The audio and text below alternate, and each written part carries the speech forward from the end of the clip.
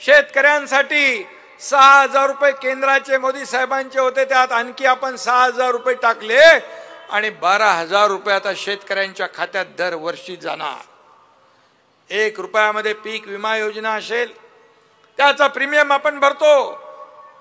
हे राज्य पहिलं राज्य देशातलं आहे। त्याचबरोबर शेतकऱ्यांना इतर सुविधा ज्या आहेत, अवकाळी अतिवृष्टी गारपीट जेव्हा होते। नमस्कार शेतकरी मित्रांनो, मुख्यमंत्री शिंदे यांनी शेतकऱ्यांसाठी केलेल्या मोठमोठ्या घोषणा त्या कोणकोणत्या या संपूर्ण माहिती आपण व्हिडिओमध्ये सविस्तर पुढे बघणार आहोत। त्याचबरोबर नमो शेतकरी महासन्मान निधी योजना, पीएम किसान सन्मान निधी योजना, त्याचप्रमाणे पीएम पीक विमा योजना, त्याचप्रमाणे आपण बघणार आहे की नुकसान भरपाई, अतिवृष्टी अनुदान या सर्व योजनांचे पैसे डायरेक्ट शेतकऱ्यांच्या खात्यात कसे जमा होणार हे संपूर्ण माहिती आपण स्वतः शिंदे साहेबांच्या तोंडून ऐकणार आहोत। परंतु त्याआधी जर मित्रांनो तुम्ही या चॅनलवर नवीन असाल तर चॅनलला नक्की सबस्क्राइब करून ठेवायला विसरू नका। चला तर आता आपण व्हिडिओला सुरुवात करूया। शेतकऱ्यांसाठी 6,000 रुपये केंद्राचे मोदी साहेबांचे होते, त्यात आणखी आपण 6,000 रुपये टाकले आणि 12,000 रुपये आता शेतकऱ्यांच्या खात्यात दरवर्षी जाणार। 1 रुपयामध्ये पीक विमा योजना असेल, त्याचा प्रीमियम आपण भरतो। हे राज्य पहिलं राज्य देशातलं आहे। त्याचबरोबर शेतकऱ्यांना इतर सुविधा ज्या आहेत, अवकाळी अतिवृष्टी गारपीट जेव्हा होते, सगळे नियम NDRF सगळे नियम आम्ही बदलून टाकले। 2 हेक्टरचं 3 हेक्टर केलं। सततच्या पावसाचं नुकसान धरलं जात नव्हतं, ते धरलं जाऊ लागलं।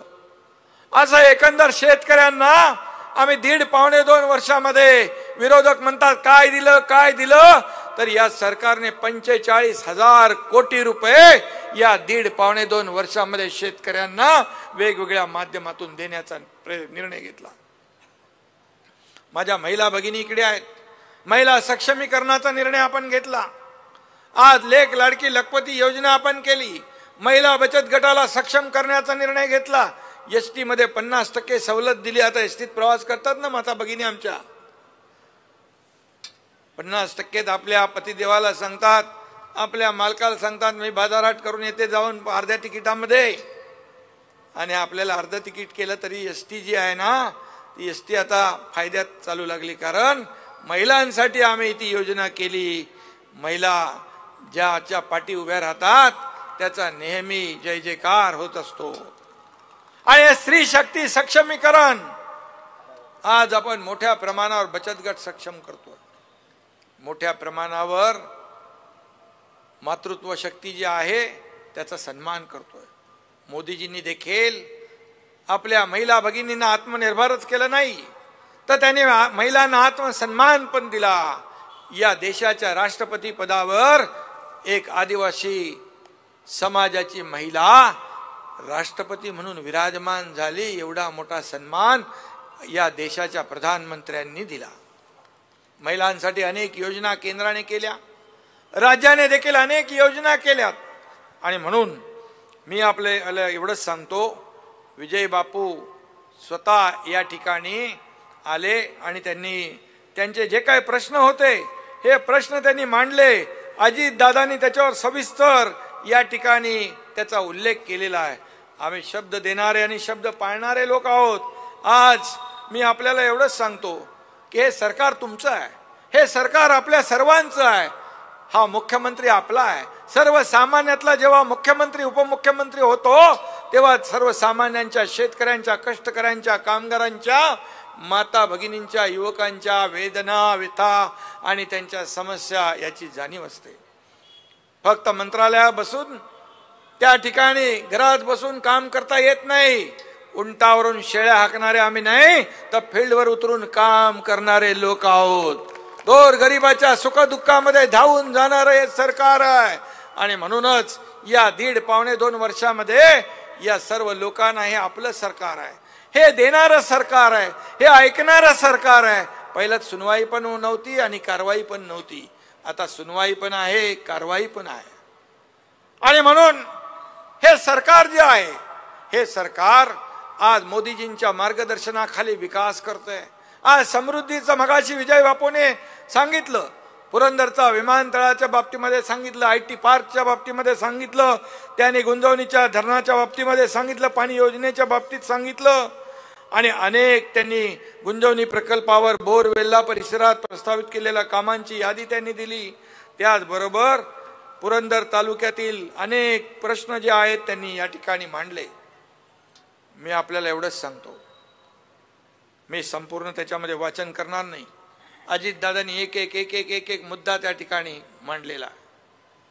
आणि म्हणून काही जे मुद्दे आहेत IT पार्कचे आहेत, MIDCचे आहेत, मी तात्काळ संबंधित मंत्र्याला सांगतो, इथे रोजगार उपलब्ध होणार असेल 1 लाख तर ते पहिल्या नंबरने ते काम सरकार करेल.